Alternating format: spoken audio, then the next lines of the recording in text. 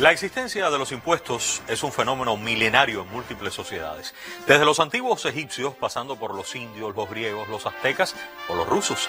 Se aplican impuestos desde hace tantos miles de años que son anteriores incluso a la existencia de la moneda, los impuestos. Y es que se pagaron también de muchísimas maneras y no pocas veces a la luz de hoy.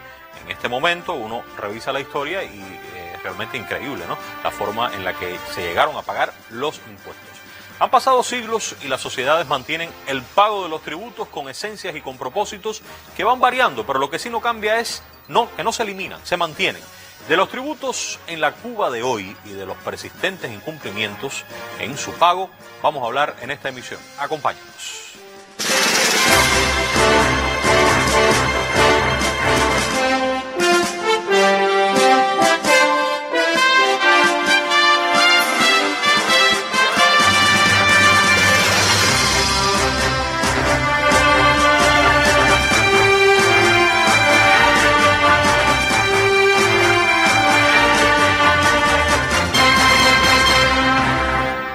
Como se va haciendo habitual, el órgano oficial del Comité Central del Partido, el periódico Granma, abre el debate de los temas. Vamos a ver qué publicaba hace algunas jornadas el periódico Granma. En Cuba existen instrumentos legales para que ningún caso de evasión fiscal quede impune. Se consideran infracciones tributarias aquellas generadas por el incumplimiento de la obligación de pago y las derivadas de incumplimiento de deberes formales, estaba diciendo Granma. Pero fíjense cómo comenzaba el artículo y quiero remitirme a esa parte de la historia. Ninguno de los asesinatos de Al Capone recibió castigo, dice Granma. Y Elliot Ness se encargó de imputarle cargos por el delito de evasión de impuestos derivados del juego ilícito, por el que recibió una pena de 11 años de privación de libertad y una multa de $50.000. O sea que Al Capone no pagó por los asesinatos, lo agarraron precisamente por el incumplimiento de los impuestos. Vamos a hablar del tema. Está conmigo la máster en ciencias Belkis Pino Hernández, vicejefa primera de la Oficina Nacional de Administración Tributaria. Un placer que esté con nosotros, vicejefa. Muchísimas gracias por la invitación. Es la primera vez que está aquí en el programa. En Hacemos Cuba, sí. Bien. Está con nosotros el especialista José Luis Reyes Blanco, fiscal jefe de la Dirección de Procesos Penales de la Fiscalía General de la República. Fiscal de la Casa. Perdí también la cuenta de las veces que he estado aquí. Un gusto estar nuevamente contigo. Bueno, y para mí es un enorme placer recibir una compañera de estudios en algún momento de nuestras vidas, la máster en ciencias Alina Santana Echerry, magistrada del Tribunal Supremo Popular, una trinitaria de pura cepa. Bienvenida también, magistrada, a nuestro programa. Muchas gracias por la invitación. Un gusto Un placer. que nos acompañe. Quiero traer algunos datos que hace poco tiempo, recientemente entregaba la ONAD a la prensa. Vamos a compartirlo. Para entender el universo hoy del registro del contribuyente en Cuba. En Cuba hoy 1.109.894 personas son contribuyentes. De ellas, más de 1.074.000 son personas naturales y 35.000, un poquito más, son personas jurídicas. En Cuba hoy tenemos en el registro del contribuyente 9.084 MIPYMES. Medianas, pequeñas, micro, medianas y pequeñas empresas, 9.084 MIPYMES y 527.258 trabajadores por cuenta propia. Este es el universo desde la perspectiva, repito, del registro del contribuyente. Yo creo, no sé la opinión de ustedes, que todavía la cultura tributaria está incipiente en nuestro país, a pesar de que la historia es larga. No sé si están de acuerdo conmigo en que el problema es la cultura tributaria o la disciplina o los mecanismos que permiten, porque el mismo cubano a veces en otro entorno sí aprende bien de la cultura tributaria. ¿Dónde está el problema aquí, vicejefe? Bueno, en nuestra apreciación, lo de la cultura tributaria pudiéramos decir que es un fenómeno relativo. ¿Relativo? Sí, es verdad que falta cultura tributaria y no diría solo en los contribuyentes, sino en toda la población. Tenemos que desde las nuevas generaciones inculcar la necesidad del pago de los tributos a partir de la labor redistribuidora que ellos tienen en nuestra sociedad. Pero también sabemos de contribuyentes que tienen mucha cultura porque aprovechan las brechas que tiene la ley para pagar menos, incluso otros que de forma fraudulenta disminuyen sus ingresos. Entonces, por eso te digo que la cultura es relativa. Relativo.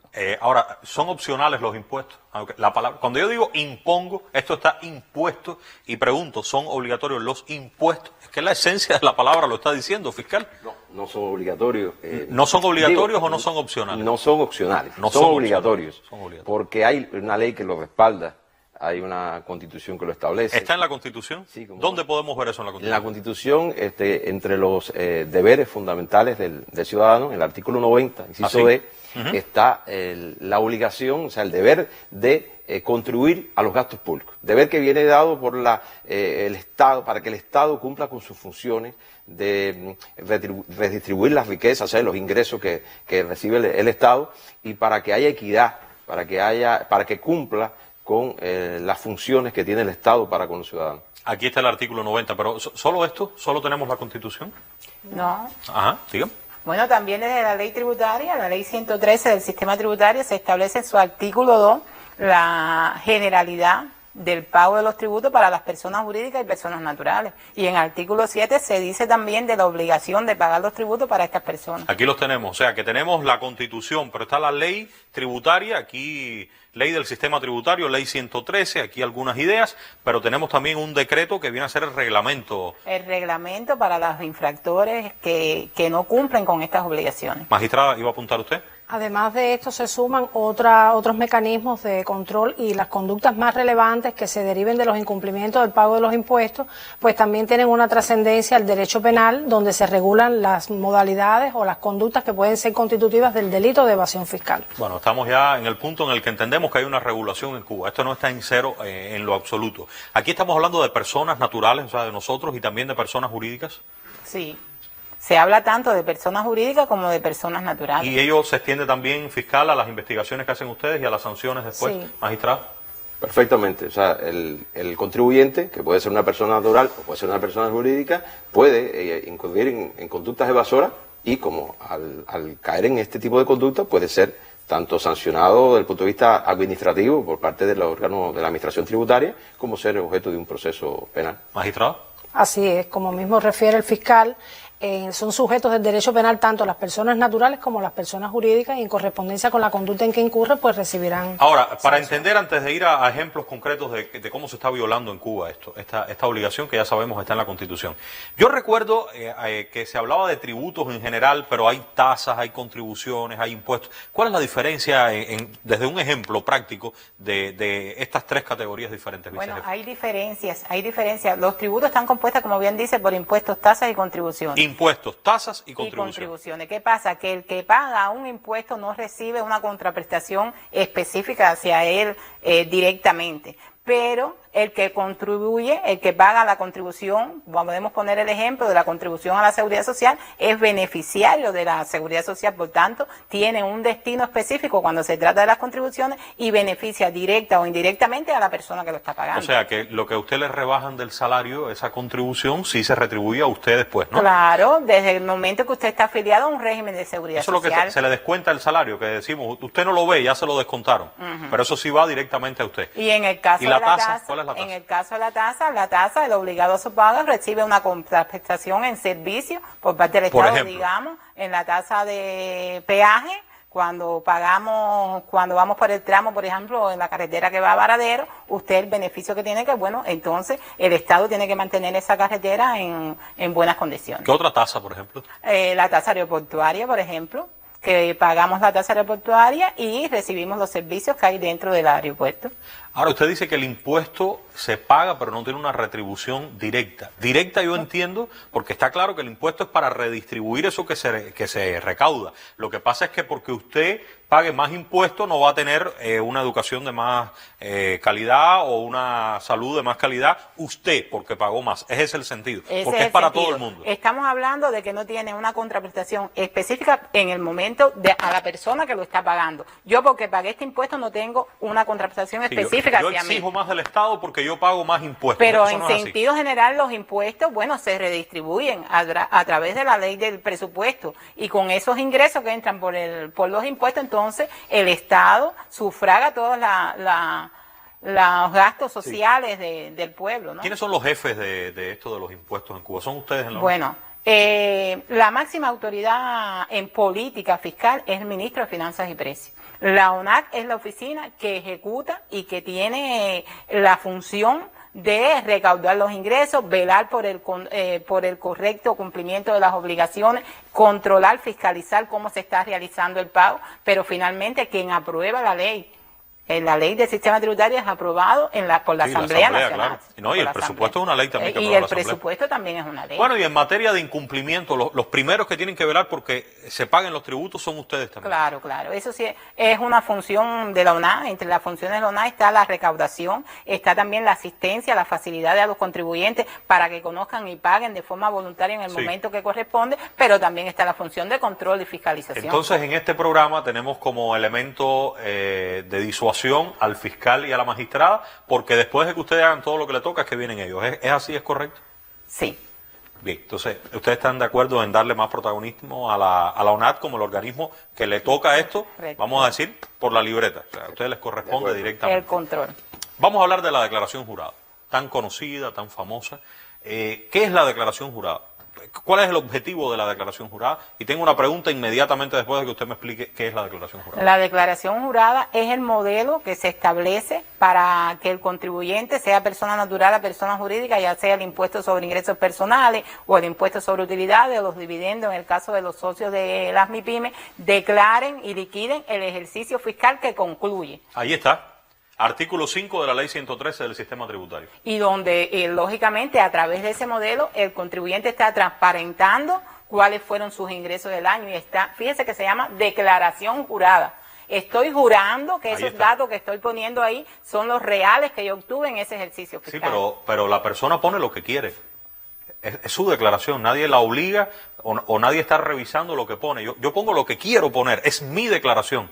Es así. Claro, la persona declara, pero tiene que declarar en correspondencia con la realidad y con su capacidad, porque la ANAL luego tiene que fiscalizar esas declaraciones juradas y cuando se revise y se identifique que ha dejado de poner la verdad. poner todos Sí. los ingresos que obtuvo, pues entonces puede ser sancionado por eso. Ahí está, Incluso- ahí está la advertencia, declaro bajo juramento la veracidad de los datos consignados en la presente. Eso está dentro de los modelos. Exacto, está incluso encima de donde tiene que poner la firma. La firma va exactamente en ese lugar. Se producen consecuencias jurídicas, fiscal, magistrada, si uno no pone ahí lo que es, uno no pone la verdad. Sí, sí, sí. Es una declaración, fíjese que dice declaración jurada, tiene un apellido, tiene una designación. No es la mera expresión digamos, contar o informar a un funcionario de un hecho económico. Es el compromiso de decir la verdad, de que esté respaldado con toda la información que requiere el órgano tributario para hacer sus cálculos, para hacer sus análisis. Tiene consecuencias jurídicas, lo tiene. Consecuencias jurídicas, incumplir con esto que está ahí. Incumplir. Tienen consecuencias jurídicas que pueden ser atendidas desde el derecho administrativo como desde el derecho penal. También puede llegar al tribunal esto. Pueden llegar al tribunal las conductas que por su connotación impliquen un daño o una lesividad tal que requieran, por tanto, que el derecho penal haga su función y sobre eso se establezcan sanciones. Sin embargo, usted me decía también la directora, la jefa nacional de la ONAD, que el 99% de las personas entregaron la declaración jurada, naturales y jurídicas, en la última campaña. Esto es excelente. Entonces, el problema no es la presentación de la declaración jurada, el problema es qué es lo que se está poniendo dentro de esa declaración jurada, vicejefe. Yo creo que aquí tenemos que decir dos cosas. Sí. Primero es el deber formal que tiene la persona de presentar la declaración jurada, que aunque alcanzamos el 99%, tenemos que decir que ese 99% también está dado por todas las acciones que se hicieron de conjunto con los diferentes Sí, factores. sí, que el 99% no lo presentó así, a ver, voy a presentar. Ustedes empujaron un poco eso bastante. Exactamente. Y luego, bueno, tenemos nosotros que accionar sobre los que no presentaron la declaración jurada y exigir que la presenten. Sobre los y que no presentan, ustedes pueden incidir, hay medidas en esta Sí, legislación. el decreto 308 establece las sanciones para los que no presentan la declaración ¿Qué jurada. sanciones pueden ser? En el caso de las personas naturales tienen multas hasta 5.000 pesos, en el caso de las personas jurídicas hasta 10.000 pesos y además de eso se aplican otras sanciones, otras medidas accesorias como es, por ejemplo, el embargo preventivo de las cuentas bancarias, las regulaciones migratorias.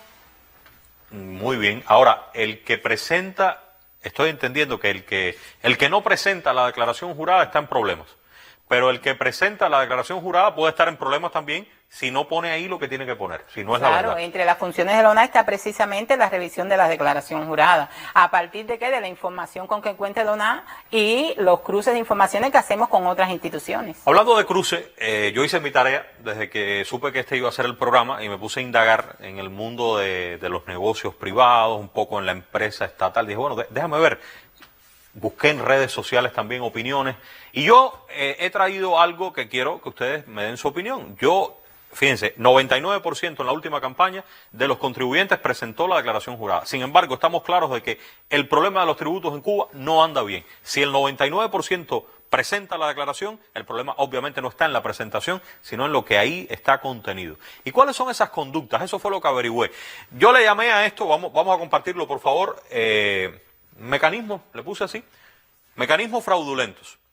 A mí me parece que mucha gente está subdeclarando los ingresos, o sea, está diciendo menos de lo que realmente está ingresando. Yo también encontré que hay un grupo que no llevan registros contables. Sin ser especialista, yo siento, y existen opiniones sobre la contabilidad que pueden llevar hoy determinadas formas de gestión, que no es la que permite que ustedes entren a controlar realmente eso.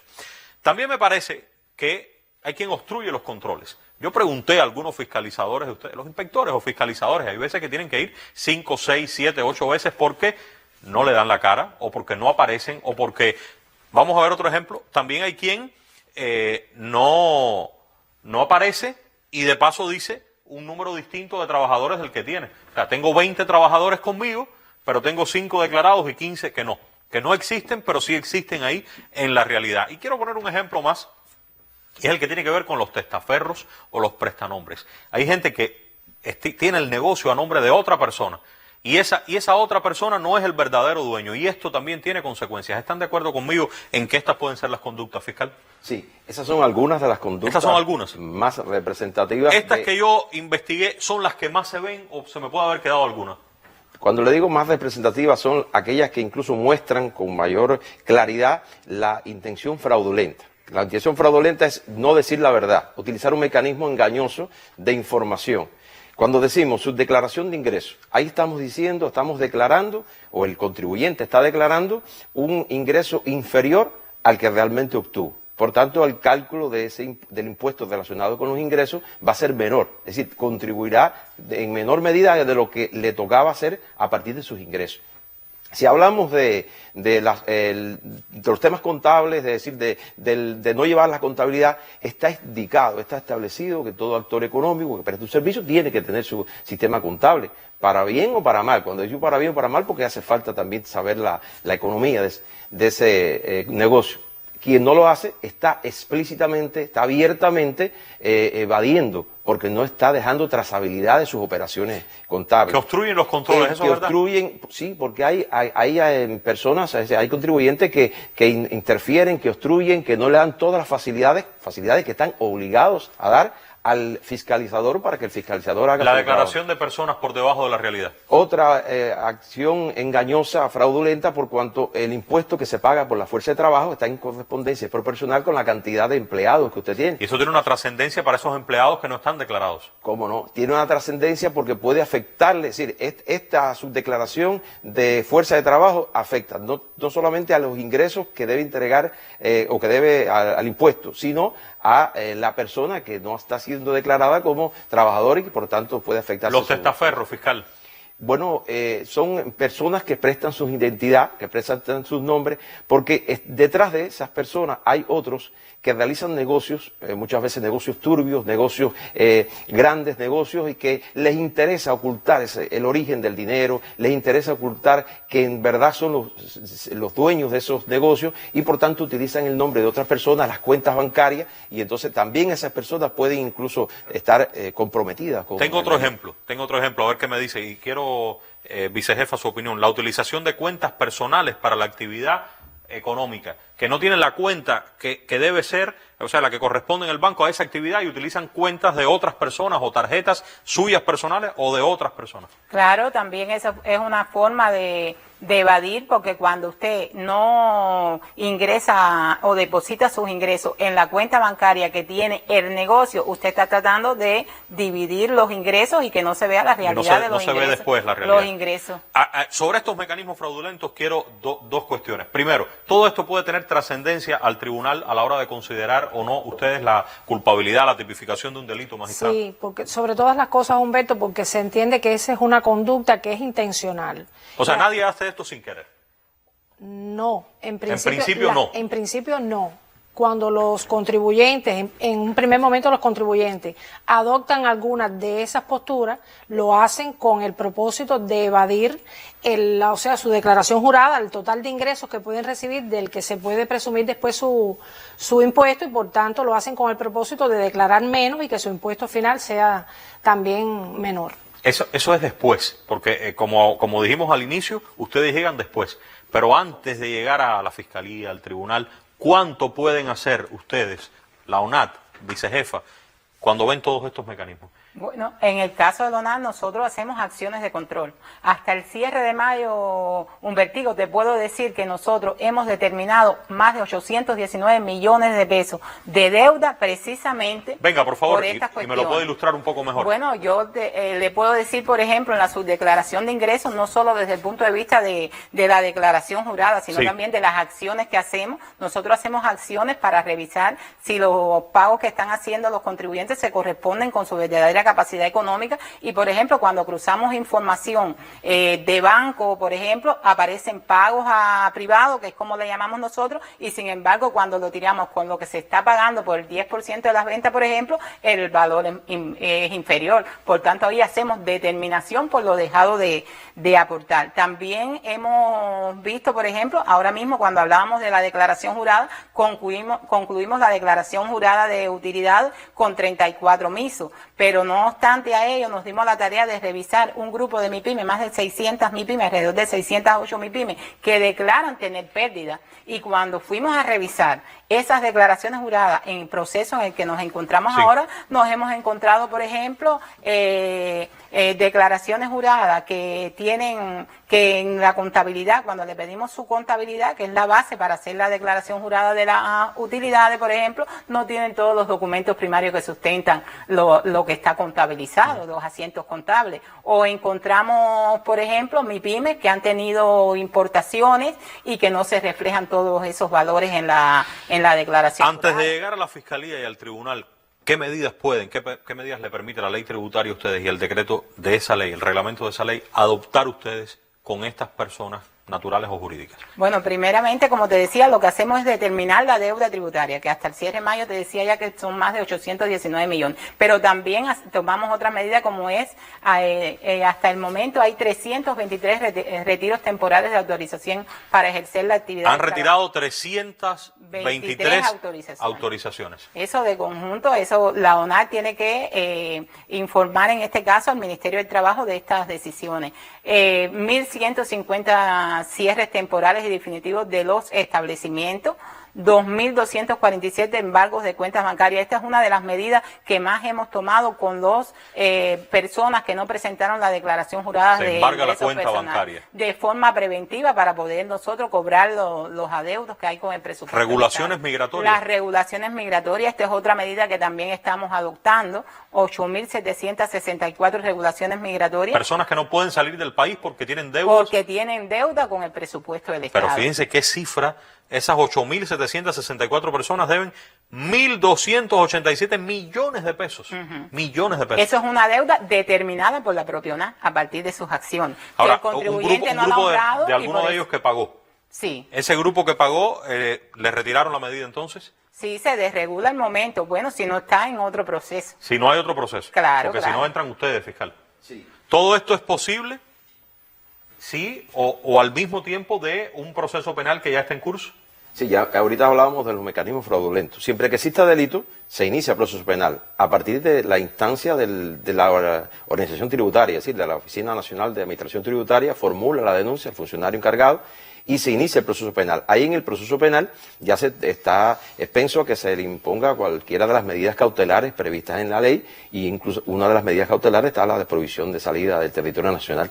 Ahora, el delito de evasión fiscal, o sea, cuando ya se han aplicado estas medidas, pero la situación es más grave, ¿cuál es la medida para determinar si esto es lo que va a pasar con la persona o si va a la fiscalía y después al tribunal? ¿Es la cantidad de dinero que se debe? ¿Cuál es la medida aquí? Mira, la ley tributaria tiene la posibilidad en el artículo 436 de que se establezca la denuncia por la autoridad tributaria cuando advierte de la evaluación que hace del asunto que está analizando, que hay mecanismos de evasión, o sea, mecanismos fraudulentos que pueden ser constitutivos del delito de evasión fiscal.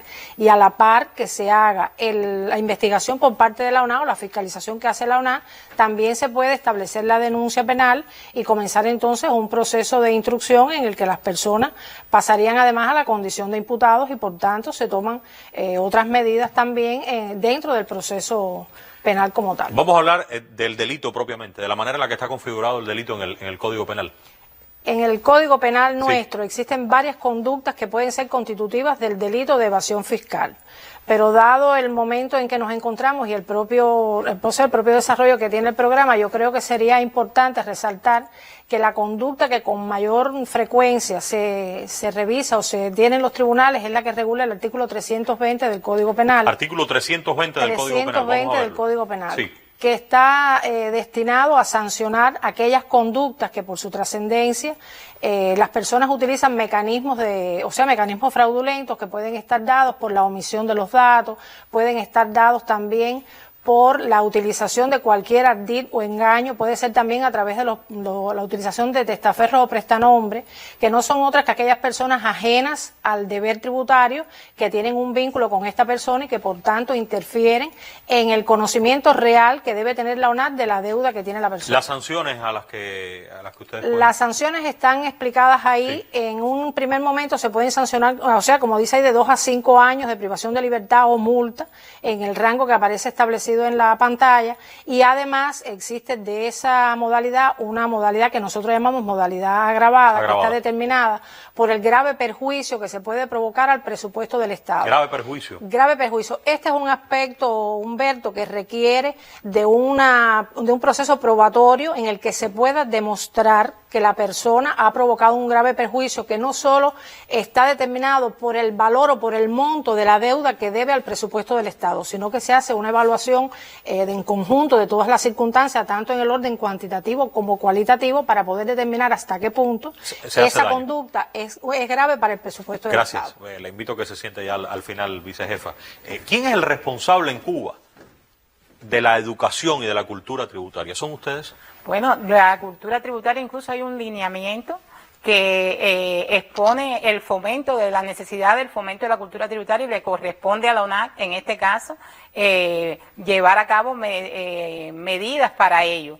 Pero es algo que debemos trabajar de conjunto con otras instituciones, porque no se trata de cultura tributaria solo para los contribuyentes, hay que fomentar la cultura tributaria desde las nuevas generaciones. Ahí es necesario que se vinculen otros organismos, como por ejemplo educación, el propio ICRT para la divulgación, estas cuestiones que hacemos, porque se trata no solo de que las personas paguen y imponer las multas o las sanciones cuando correspondan, sí, sino de fomentar acciones que permitan que cumplan en el término voluntario y en las cuantías que corresponden todo lo que deben pagar en este caso. Bueno, aquí seguimos mostrando otros artículos que yo creo que en el programa de radio, estaremos en Radio Rebelde, recuerden, el próximo miércoles podemos ampliar, tenemos muchas ideas aquí que quedan sobre la mesa. Voy a comentar algunas que estarán, repito, la semana que viene, 7-10 minutos de la mañana en Haciendo Radio de Radio Rebelde. El que ingresa más es el que más paga, ¿eso es verdad? Sí. Y eso no desestimula el desarrollo. Eso no desestimula al que trabaja más. Si tiene que pagar más impuestos, diga, bueno, ya, hasta aquí llego. Yo considero que no. ¿Que no? Es un principio de los sistemas tributarios, el principio de equidad. Siempre pagará más quien tenga mayor capacidad económica. Y el principio está asociado también a poder, pudiéramos decir, que las personas que tengan menos ingresos tengan que pagar menos. Y también está asociado al principio de redistribución. Las cuantías de los impuestos hoy son abusivas. O sea, ¿va a la quiebra el negocio por la cantidad de dinero yo, que tiene? considero que no, porque incluso los impuestos se pagan por tipos porcentuales. Por tanto, usted paga 1% en correspondencia con el ingreso que usted tuvo o con la ganancia que usted obtuvo. Si no lo obtuvo, el porciento será menor. Y en la medida que gane mayor ganancia, entonces aportará un poco más, pero siempre sobre 1%. ¿Qué usted cree, que para los tres, y ya ahora sí cierro, se me acabó el tiempo, de la transparencia que debe tener en este país el ejercicio o la utilización del dinero que se obtiene de los tributos? ¿Qué creen ustedes, fiscal? Sí, a partir de la ley del presupuesto que todos los años se aprueba, donde queda claramente definido los ingresos, los gastos, las ubicaciones, o sea, la utilización que se va a dar a ese presupuesto, partiendo también del control popular, o sea, la posibilidad que tienen los ciudadanos de conocer la utilización de ese presupuesto, incluso de uno de las contribuciones que existe, que es la contribución del 1% al territorio, de la manera en que cada actor económico de su territorio puede contribuir al desarrollo, a las inversiones de determinados servicios, de determinada actividad productiva. ¿Algún apunte final, magistrado? No, sobre la base de eso también, desde el punto de vista del derecho penal, se establecen posibilidades al tribunal en el caso de las personas que hayan pagado el impuesto, o sea, su deuda con la administración tributaria. Hay una posibilidad en la adecuación de la sanción. En algunos casos, siempre que no existan mecanismos fraudulentos, se puede archivar las actuaciones, o sea, no tiene una trascendencia. Sí. Y en otro caso también se pueden rebajar libremente los marcos penales para que se adecue mejor la sanción. Y además es importante saber, Humberto, que en el caso de las personas que no han pagado su deuda tributaria cuando ha correspondido, pues también se les impone la responsabilidad civil correspondiente y deben, durante el cumplimiento de la sanción, efectuar el pago de esta deuda. Yo creo que en este tema, vicejefa, si ustedes andan por los caminos que establece la Constitución, la ley, el decreto y el resto de las normas, si ustedes andan por los caminos apropiados, a la Fiscalía y al Tribunal solo llegará lo mínimo. Porque ustedes tienen una función aquí muy específica y tienen una tarea muy concreta sobre la que queda muchísimo por decir. Yo creo que este acercamiento de hoy es apenas un primer asomo al asunto. Yo insisto, el próximo miércoles vamos a regresar con el tema. Ellos van a estar los tres en Radio Rebelde y voy a preguntarles de otro grupo de tópicos y de todo lo que usted considere que puede ser importante en estos días, lo envía a nosotros. De acuerdo a la ley tributaria, los tributos, además de ser medios para recaudar ingresos, estoy compartiendo al final algunas anotaciones que he venido haciendo en estos días, creo que constituyen, y así lo dice la ley, instrumentos de la política económica general y responden a las exigencias del desarrollo económico y social del país. Si eso es así, a mí me parece que en esta situación económica, en la actual, lo que corresponde de inmediato es que se ordene en Cuba el pago de los tributos. Que los órganos que tienen funciones específicas, comenzando por la ONAT, cumplan esas funciones, perfeccionen sus estructuras si es eso lo que hace falta. Que los inspectores, o ustedes le llaman fiscalizadores, los jefes, los responsables, tengan también mejores salarios, tengan mejor atención integral, y tengan también más moral y más probidad para poder exigir en cada lugar lo que corresponde y que no entren en compadreo con ninguna de estas situaciones que aquí vimos. Porque ellos son los que van a exigir a estos actores, a estas personas naturales y jurídicas, ese dinero que se revierte en el bienestar de cada uno de nosotros después. Y de nosotros queda aumentar la cultura tributaria. Queda también de nosotros y del Estado realizar mejores y más eficaces acciones que reflejen la transparencia en el uso y en el control, en la redistribución de todo eso que se recauda y hacerlo desde la base, que esto sea desde el municipio, la provincia, el país, que se sepa dónde va, cómo se revierte esto en la vida de cada uno de nosotros. Y que si no se cumple, si usted no cumple su obligación, habrá consecuencias. Y esas consecuencias tendrán, en primer lugar, un actuar de la ONAT, vendrá la Fiscalía y también vendrá el Tribunal. Y todos debemos hacer cumplir la ley. Por el momento, hacemos la pausa, pero regresamos en 7 días a Radio Rebelde. Gracias a todos.